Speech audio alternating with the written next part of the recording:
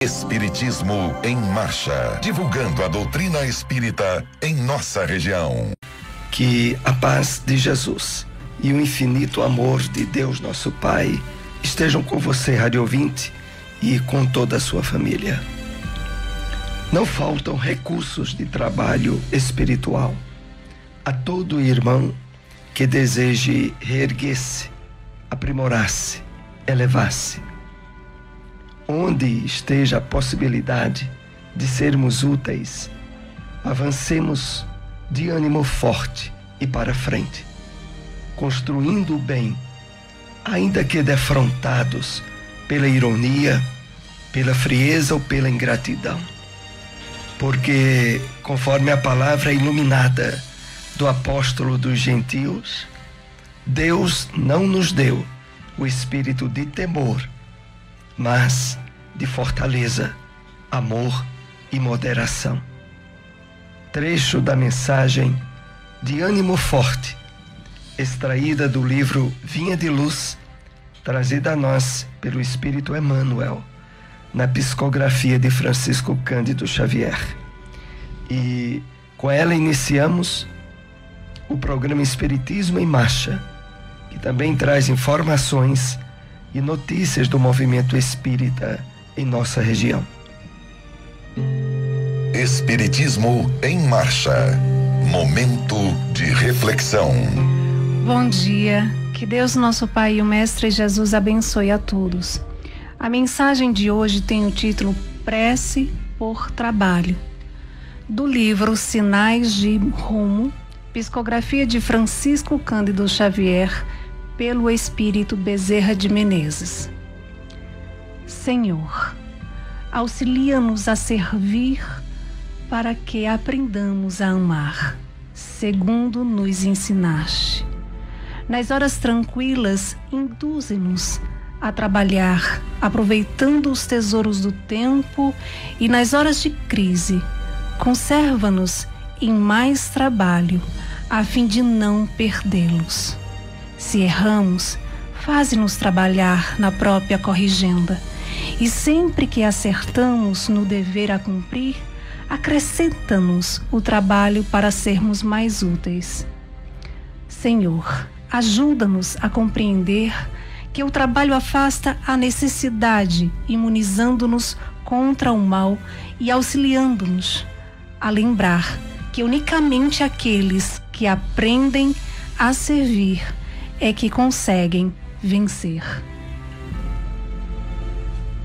Espiritismo em Marcha. Agenda.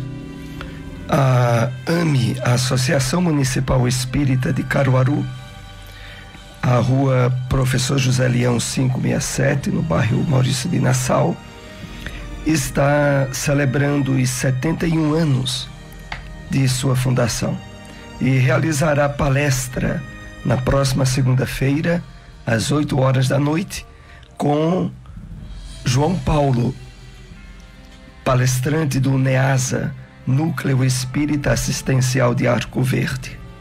Ele abordará o tema Serenidade.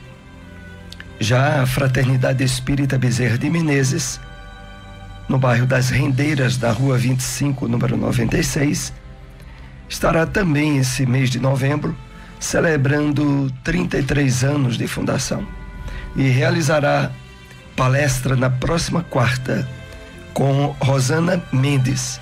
Ela abordará o tema O Consolador. E a fraternidade, as palestras começam à noite, nas 7h30.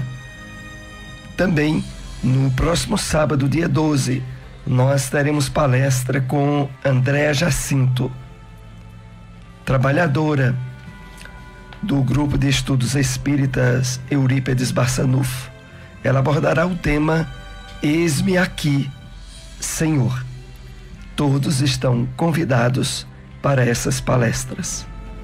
O Evangelho segundo o Espiritismo. O Evangelho segundo o Espiritismo, capítulo 18. Muitos os chamados, poucos os escolhidos. Pelas obras é que se reconhece o verdadeiro cristão. Nem todos os que me dizem Senhor, Senhor, entrarão no reino dos céus, mas somente aqueles que fazem a vontade de meu Pai que está nos céus. Escutai essas palavras do Mestre, todos vós que repiles a doutrina espírita como obra do demônio. Abre os ouvidos, que é chegado o momento de ouvir. Será bastante trazer a libré do Senhor para ser-se fiel servidor seu? Bastará dizer sou cristão para que alguém seja um seguidor do Cristo? Procurai os verdadeiros cristãos e os reconhecereis pelas suas obras. Uma árvore boa não pode dar maus frutos, nem uma árvore má pode dar frutos bons. Toda árvore que não dá bons frutos é cortada e lançada ao fogo. São do Mestre essas palavras. Discípulos do Cristo, compreendei-as bem. Que frutos deve dar a árvore do cristianismo? Árvore possante, cujos ramos frondosos cobrem com sua sombra uma parte do mundo, mas que ainda não abrigam todos os que se hão de grupar em torno dela. Os da árvore da vida são frutos da vida, de esperança e de fé. O cristianismo, qual fizeram há muitos séculos, continua a pregar essas virtudes divinas, esforçar-se por espalhar seus frutos, mas com poucos os colhem. A árvore é boa sempre, porém maus são os jardineiros. Abri, pois, os ouvidos e os corações, meus bem-amados. Cultivai essa árvore da vida, cujos frutos dão a vida eterna. Aquele que a plantou vos concita a tratá-la com amor, que ainda havereis dar com abundância seus frutos divinos. Conservai-a tal como Cristo vos-la entregou. Não a mutiles. Ela quer estender a sua sombra imensa sobre o universo.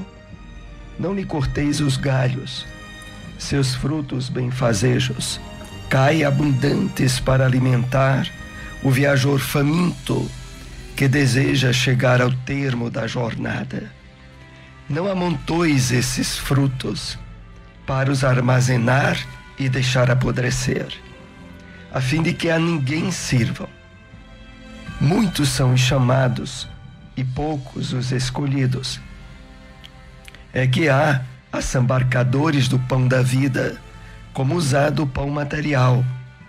Não sejais do número deles. A árvore que dá bons frutos tem que os dar para todos. E depois procurai os que estão famintos. Levai-os para debaixo da fronde da árvore e partilhai com eles do abrigo que ela vos oferece. Não se colhem uvas nos espinheiros. Meus irmãos, afastai-vos dos que vos chamam para vos apresentar as sarças do caminho. Segui os que vos conduzem à sombra da árvore da vida. O divino Salvador, o justo por excelência, disse, e suas palavras não passarão. Nem todos os que dizem Senhor, Senhor, entrarão no reino dos céus. Entrarão somente os que fazem a vontade de meu Pai que está nos céus. Que o Senhor de bênçãos vos abençoe. Que o Deus de luz vos ilumine. Que a árvore da vida vos ofereça abundantemente seus frutos. Crede e orai. Onde encontrar uma instituição espírita? Fraternidade Espírita Emmanuel, Rua Deputado Torres Galvão, número 379, bairro Salgado, próximo à Policlínica. Reuniões públicas quartas às 8 horas da noite. GEGAD, Grupo de Estudos Espíritas Gabriel Delane, Rua Antônio Menino, número 203, bairro Divinópolis, próximo ao convento. Reuniões públicas quartas e sextas às 8 horas da noite. Espiritismo em Marcha. O Livro dos Espíritos. Questão 783. Segue sempre a marcha progressiva e lenta o aperfeiçoamento da humanidade?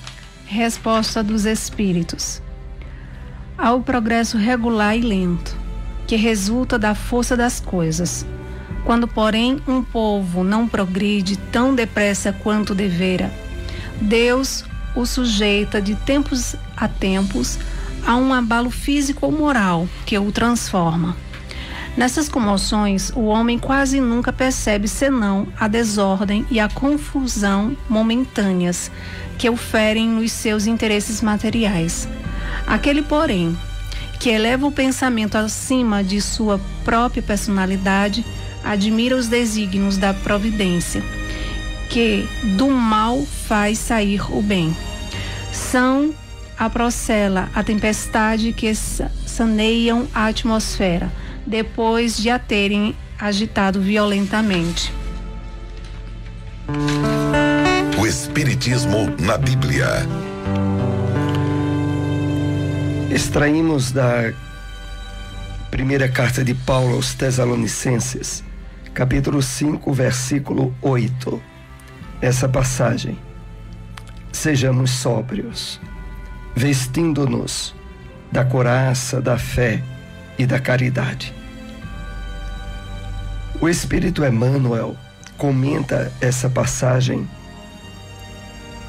na mensagem intitulada Couraça da Caridade, que faz parte do livro Fonte Viva, psicografia de Francisco Cândido Xavier, que assim nos escreveu. Paulo foi infinitamente sábio quando aconselhou a couraça da caridade aos trabalhadores da luz, em favor do êxito desejável na missão de amor a que nos propomos, em companhia do Cristo. Antes de tudo, é indispensável preservar o coração, e se não agasalharmos a fonte do sentimento nas vibrações do ardente amor, servidos por uma compreensão elevada nos círculos da experiência santificante em que nos debatemos na arena terrestre, é muito difícil vencer na tarefa que o Senhor nos confia. A irritação permanente diante da ignorância adia as vantagens do ensino benéfico. A indignação excessiva perante a fraqueza extermina os germes frágeis da virtude. A ira frequente no campo da luta pode multiplicar-nos os inimigos sem qualquer proveito para a obra a que nos devotamos. A severidade demasiada à frente de pessoas ainda estranhas aos benefícios da disciplina faz-se acompanhar de efeitos contraproducentes por escassez de educação do meio em que se manifesta. Compreendendo assim que o cristão se acha num verdadeiro estado de luta, em que por vezes somos defrontados por sugestões da irritação intemperante, da indignação inoportuna, da ira injustificada ou da severidade destrutiva, o apóstolo dos gentios receitou-nos a couraça da caridade, por sentinela defensiva dos órgãos centrais de expressão da vida. É indispensável amar o coração de infinito entendimento fraterno para atender ao ministério em que nos empenhamos. A convicção e o entusiasmo da fé bastam para começar honrosamente, mas para continuar o serviço e terminá-lo com êxito, ninguém poderá prescindir da caridade paciente, benigna e invencível. Onde encontrar uma instituição espírita? Seara Espírita Maria de Nazaré, localizado na Rua Sertânia, número 196, Boa Vista 2. Reuniões públicas quartas e sábados às 8 horas da noite.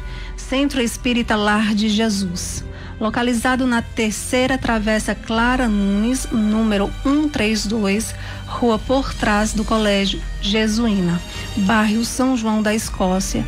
Reuniões públicas domingos às 8 horas da noite. Espiritismo em Marcha. Apresentação: Soares e Silmara. Novamente estamos aqui com você, Rádio Ouvinte, nessa segunda parte do programa, onde trazemos algumas perguntas e respostas para aprofundar os temas que foram abordados. Reforçando outra vez o convite, nesse mês, onde a Associação Municipal Espírita de Caruaru e a Fraternidade Espírita Bezerra de Menezes fazem aniversário. Amanhã, segunda-feira, na AME, teremos a palestra com João Paulo, que é trabalhador do NEASA, o Núcleo Espírita Assistencial de Arco Verde. E ele abordará o tema serenidade. Na AME, as palestras começam a partir das 8 horas da noite. Já a Fraternidade Espírita Bezerra de Menezes, onde as palestras começam 7h30 da noite, na próxima quarta, nós teremos a presença de Rosana Mendes, que abordará o tema O Consolador, por Jesus. E lembrando que no sábado, dia 12, teremos também uma palestra com Andréa Jacinto, do Grupo de Estudos Espíritas Eurípides Bassanufo. Ela abordará a temática Eis-me aqui, Senhor. Vamos assim para a primeira questão com os temas que foram abordados nessa manhã. A que se refere Emmanuel a usar a expressão recursos de trabalho espiritual? Emmanuel, na mensagem de ânimo forte, que é uma mensagem do livro Vinha de Luz, se refere a esses recursos de trabalho espiritual como sendo o conjunto de possibilidades de sermos úteis, de trabalharmos o nosso aprimoramento íntimo, de nos elevarmos espiritualmente. Aqui é importante frisar de que esse trabalho ele envolve uma área muito grande, porque cada um de nós traz do seu passado reencarnatório diversas experiências que já tivemos no corpo, aonde a predominância dos instintos, das atitudes egoístas, aonde a presença da vaidade e do orgulho com muita frequência estiveram presentes, um campo muito vasto de trabalho, de aprimoramento íntimo. E essa é a oportunidade mais importante na nossa caminhada evolutiva, de trabalharmos a transcendência desse passado, a ressignificação dele, tornando-nos instrumento dos benfeitores espirituais nas atividades de soerguimento, nas atividades da vivência da caridade, do amor, essência das leis divinas. E é a esse conjunto que Emmanuel chama para nós recursos de trabalho espiritual. Aproveitemos assim ao máximo esse campo que precisa ser amealhado, preparado para sementes novas para os novos valores que o Evangelho do Cristo nos tem trazido à luz da doutrina espírita. É a isso que Emmanuel se refere. Vamos para mais uma questão com os temas que foram abordados nesta manhã. Que deduções podemos extrair da frase do Cristo: nem todos os que dizem Senhor, Senhor entrarão no reino de Deus? Essa é uma das frases que fazem parte de diversos esclarecimentos no Evangelho do Cristo, que tem uma importância singular. Ela nos remete à percepção ecumênica, universal de seus ensinos, que não se limita apenas ao que hoje nós conhecemos como cristianismo. Na época do Cristo, é bom lembrarmos, a mensagem foi dirigida aos judeus, a princípio, ao judaísmo. É evidente que o Mestre visava toda a humanidade que posteriormente receberia a sua mensagem. Mas o que aqui é preciso frisar é que nessa forma de colocação utilizada pelo Cristo, ele deixa bem claro que o mais importante não é apenas o conhecimento do seu Evangelho, da sua palavra. Porque o conhecimento leva a essa exclamação que muitos fazem: Senhor, Senhor. Uma expressão de reconhecimento à autoridade do Cristo, mas que em termos de consequências espirituais benfeitoras, é limitado, é muito limitado. E por isso é que o Cristo acrescenta nessa expressão o seguinte: nem todos que dizem Senhor, Senhor entrarão no reino dos céus, mas somente aqueles que fazem a vontade de meu Pai que está nos céus. Isso significa que haveriam muitos que, mesmo conhecendo a mensagem do Cristo, mas por não se deixar transformar-se por ela,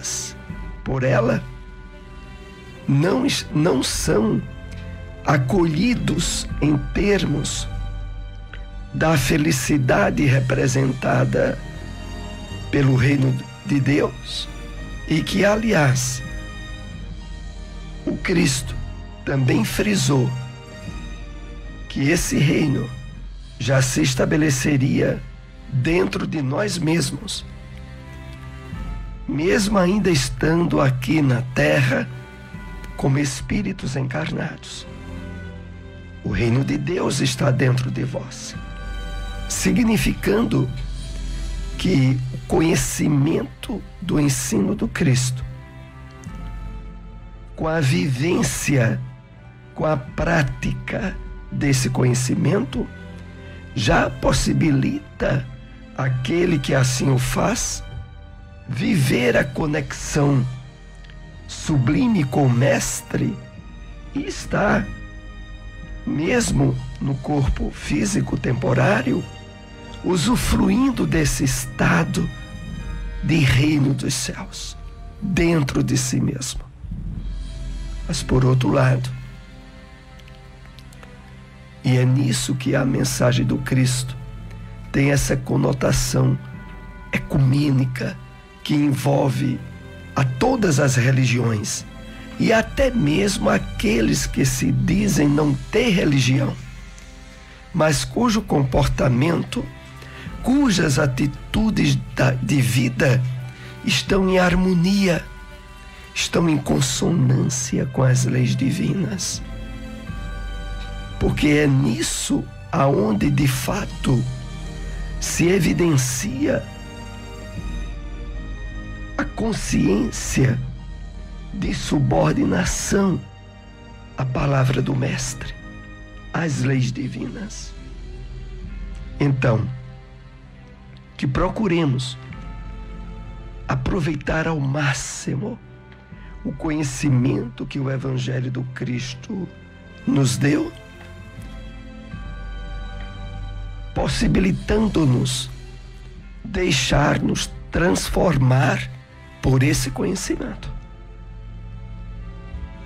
de tal modo que não apenas digamos Senhor, Senhor, como expressão verbal, mas que as nossas atitudes, o nosso comportamento, expressem essa comunhão com o Cristo, com os benfeitores espirituais, aonde estivermos, no nosso dia a dia.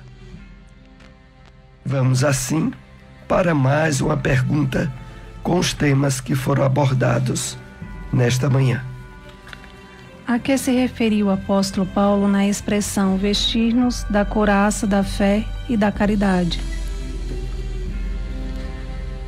Essa feliz expressão do apóstolo Paulo, que está na primeira carta aos Tessalonicenses, capítulo 5, versículo 8, que diz: sejamos sóbrios, vestindo-nos da couraça da fé e da caridade.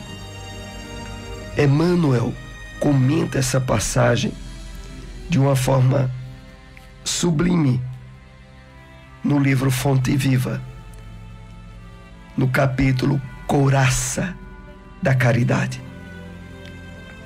Então, essa couraça da fé e da caridade, ela é a proteção, ela é o agasalho que se fortalece, que se amplia através dos nossos sentimentos, nas vibrações do amor, na compreensão elevada da experiência santificante em que nos encontramos, diz Emmanuel, na arena terrestre. Então vamos analisar separadamente. A couraça da fé se liga com o conhecimento libertador da realidade da vida espiritual, dos objetivos da nossa encarnação na Terra. À medida em que nós recebemos a iluminação do conhecimento trazido pela doutrina espírita, Consolador prometido por Jesus, nós vamos encontrando os elementos essenciais para estabelecermos essa fé baseada no raciocínio, na lógica, na razão, e que vai possibilitar-nos o segundo passo dessa couraça protetora, a caridade, que é o amor ativo, que é a vivência desse conhecimento que estabeleceu a fé em nós. Se de fato possibilitarmos a proteção que advém da fé e da caridade, nós nos habilitaremos ao êxito dos objetivos da nossa encarnação. E é por isso que Emmanuel diz a nós, fechando essa resposta: se não for desse modo, é muito difícil vencer na tarefa que o Senhor nos confia. Porque nós estamos num mundo de provas e expiações, num mundo cheio de influências espirituais tendentes ao desequilíbrio e que nos conflitam a cada momento. Utilizemos, portanto, a couraça da fé e da caridade. Nós agradecemos a todos que nos acompanharam nesse programa. Se possível, divulguem. Estamos aqui na sua Rádio Liberdade todos os domingos às 7:30 da manhã. Um bom dia para todos. Espiritismo em Marcha, divulgando a doutrina espírita em nossa região.